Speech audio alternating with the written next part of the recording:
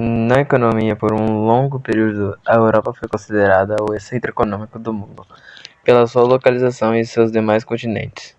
Mesmo com a potência dos EUA e a China, o continente europeu ainda tem grandes economias mundiais, como a Alemanha. Os aspectos naturais, como o clima dominante e o clima temperado por conta de sua localização na Europa setentrional, o clima é mais rigoroso, principalmente no inverno, com um frio absurdo. A cultura da Europa e seus hábitos, como beijo no rosto ao cumprimentar alguém, se dado 2 beijos no rosto, um na esquerda e outro na direita, não usar sapatos dentro de casa, não ter lixo no banheiro, jogar papel na própria privada. Sopa é a entrada em restaurantes. Quando você pede um pedido, a entrada é uma sopa sempre antes. É um hábito. Cachorros são permitidos em todos os lugares. Como a maioria da população é constituída por idosos, com uma pequena taxa de natalidade e alta expectativa de vida, também se tem um bom salário e qualidade de vida, pois há muitos países em seu meio que são desenvolvidos.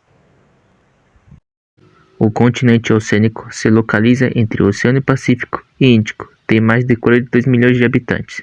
Seus principais idiomas são inglês, francês, pautanense, maori e remoto. A Austrália e a Nova Zelândia são os maiores exportadores desse continente. Nauru e Tuvalu são os arquipélagos mais pobres. Existe pecuária e agricultura em pequena escala. O que mais tem destaque lá é a pesca e o turismo.